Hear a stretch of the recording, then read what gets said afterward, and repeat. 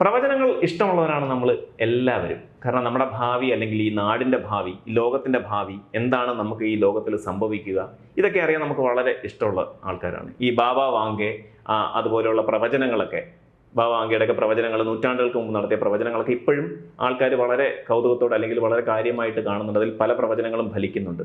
അത്തരത്തിലൊരാൾ നമ്മുടെ തിരുവനന്തപുരത്തുണ്ട്, കലിയുഗ ജ്യോത്സ്യൻ. അദ്ദേഹത്തിൻ്റെ പ്രവചനങ്ങൾ എന്ന് പറയുമ്പം 2019 41 പ്രവചനങ്ങൾ നടത്തി, 2024 91 പ്രവചനങ്ങൾ നടത്തി. അദ്ദേഹം അവകാശപ്പെടുന്നതിൽ ഭൂരിഭാഗം പ്രവചനങ്ങളും ഫലിച്ചിട്ടുണ്ട് എന്നാണ്. പല രാഷ്ട്രീയ നേതാക്കളെക്കുറിച്ചും ഒക്കെ അവരുടെ ഭാവി എങ്ങനെയാണെന്നും ഈ പൊളിറ്റിക്കൽ പ്രസ്ഥാനങ്ങളുടെ ഭാവി എങ്ങനെയാണെന്നും ഒക്കെ അദ്ദേഹം പറയുന്നുണ്ട്. അപ്പോൾ ഇക്കുറി അദ്ദേഹത്തോടൊപ്പമാണ് നമ്മൾ ഓപ്പൺ ഹാർട്ടിൽ വരുന്നത്. ഡോക്ടർ സന്തോഷ് നായർ എന്നാണ് അദ്ദേഹത്തിൻ്റെ പേര്. നമസ്കാരം സാർ. നമസ്കാരം. സ്വാഗതം. അപ്പോൾ ഞാൻ പറഞ്ഞത്, ഈ 2024 91 പ്രവചനങ്ങളാണ് താങ്കൾ നടത്തിയിരിക്കുന്നത്. 2018 19 വേണ്ടി 41 പ്രവചനങ്ങൾ നടത്തി. ഓരോ വർഷം 10 പ്രവചനങ്ങൾ കൂടുതൽ. അപ്പൊ എന്നോട് പറഞ്ഞെന്ന് പറഞ്ഞാൽ ഈ പ്രവചനങ്ങൾ ഒട്ടുമിക്കതും 80% പ്രവചനങ്ങളും പൂർണ്ണമാണ്.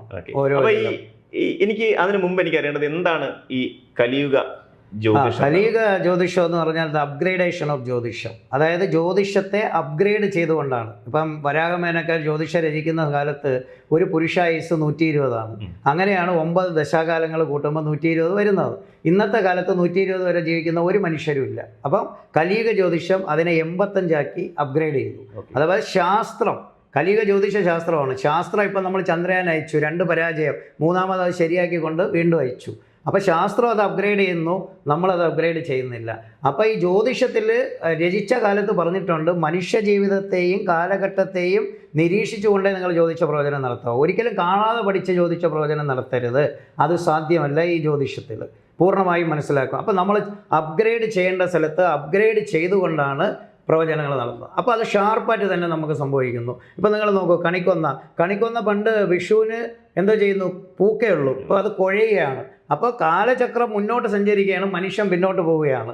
ഇപ്പോൾ ഇടവപ്പാതിയൊക്കെ ഇപ്പോഴാണ് നമ്മൾ അനുഭവിക്കുന്നത്. പക്ഷേ ഇടവമൊക്കെ ഇനി വരാൻ പോകുന്ന സമയമാണ്. ആ കാലാവസ്ഥയ്ക്ക് വരെ മാറ്റമുണ്ട്. അപ്പോൾ അതെല്ലാം ഉൾക്കൊണ്ടുകൊണ്ട് സൂര്യനെയും ചന്ദ്രനെയും ഭൂമിയെയും മനസ്സിലാക്കിക്കൊണ്ടാണ് കലിയുഗ ജ്യോതിഷം രൂപപ്പെടുത്തിയിരുന്നത്. ഈ 3 ഗ്രഹങ്ങൾക്ക് നമ്മൾ സ്വാധീനിക്കാൻ പറ്റൂ, വേറെ ഒരു ഗ്രഹങ്ങൾക്ക് സ്വാധീനിക്കാൻ പറ്റില്ല. ബാക്കിയുള്ള ഗ്രഹങ്ങളൊക്കെ ആഡ് ഓൺ ആയിട്ട് ഇവരിലൂടെ മനസ്സിലാക്കാൻ പറ്റുള്ളൂ. അപ്പോൾ അങ്ങനെ അപ്ഗ്രേഡ് ചെയ്യേണ്ട സ്ഥലങ്ങളിൽ ചെയ്യുമ്പോൾ ഈ ശാസ്ത്രം നമുക്ക് പൂർണ്ണമായിട്ടും പറയാൻ പറ്റും, തെറ്റില്ലാതെ പറയാൻ പറ്റും. ഇവിടെ ഒരാൾ വന്നാൽ അദ്ദേഹത്തിനെ കുറിച്ച് ഒന്നും പറയാൻ പാടില്ല.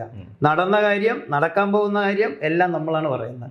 അതായത് ജനിച്ച സമയം, ഡേറ്റ് ഓഫ് ബർത്ത്, ജനിച്ച സ്ഥലം, ഇത് ഇത്രയും തന്നിട്ട് വായടച്ച് മര്യാദയ്ക്കിരിക്കണം. അല്ലാതെ അവരൊന്നും പറയാൻ പാടില്ല അവരെക്കുറിച്ച്. എന്തൊക്കെ സംഭവിക്കുന്നു അവരുടെ ഗ്രഹനില നോക്കുമ്പോൾ നമുക്കറിയാൻ പറ്റും. അങ്ങനെയാണ് ഇവിടെ ഉള്ളത്. ഇപ്പോൾ അമേരിക്കയിൽ ഇരിക്കുന്ന ഒരു സ്ത്രീ ഓൺലൈനിലൂടെ പൈസ ഇട്ട് ഇതേപോലെ ഫീസ് ഇട്ടിട്ട് അവർ നോക്കുന്ന സമയത്ത് ഞാൻ അവരുടെ അടുത്ത് ഗ്രഹനില നോക്കിയിട്ട് പറയണം, നിങ്ങൾക്ക് യൂട്രസ് ഇല്ല എന്ന് പറയുകയാണ്. അപ്പോൾ ആ സ്ത്രീ പറയുകയാണ്, തന്നെ സാറേ എനിക്ക് 5 വർഷത്തിന് മുമ്പേ അത് മാറ്റി. അപ്പോൾ സ്വാഭാവികമായിട്ട് ഒരു പ്രാവശ്യം കണ്ടിട്ടില്ലാത്തൊരു സ്ത്രീ, അറിഞ്ഞൂടാത്ത അവരുടെ ഡേറ്റ വെച്ചുകൊണ്ട് മാത്രം അത് പറയുമ്പോൾ അവർ നമ്മളിലേക്ക് വിശ്വസിക്കുന്നു. അങ്ങനെ 250ഓളം രാജ്യങ്ങളിൽ എനിക്ക് കസ്റ്റമറുണ്ട്. അപ്പോൾ സ്വാഭാവികമായിട്ട് പല വിദേശ രാജ്യങ്ങളിലും പോകാറുണ്ട്. ഇവിടെ ഹിന്ദു, ക്രിസ്ത്യൻ, മുസ്ലിം 3 പേർക്കും ഒരുപോലെ വരാൻ പറ്റും. ഖുർആൻ, മുസ്ലിങ്ങളാണെങ്കിൽ ഖുർആൻ അനുസരിച്ച്, ക്രിസ്ത്യാനികളാണെങ്കിൽ ബൈബിൾ അനുസരിച്ച്, ഹിന്ദുക്കളാണെങ്കിൽ അവരുടെ അനുസരിച്ച്. അതാണ് വ്യക്തമായിട്ട് പറയുന്നത്. അപ്പം 3 പേര് ഒരുപോലെ കടന്നു വരുന്ന ഒരു സ്ഥലമാണ് കലിയുഗ ജ്യോതിഷം. അത് അപ്ഗ്രേഡ് ചെയ്തുകൊണ്ട് അല്ല ഇപ്പോൾ ജ്യോതിഷ ശാസ്ത്രത്തിൽ താങ്കളെക്കുറിച്ച് സർവത്ര കാര്യങ്ങളും പറഞ്ഞിരിക്കും, A to Z. ഇപ്പോൾ പത്മനാഭസ്വാമി ക്ഷേത്രത്തിന് 4 നടയുണ്ട്.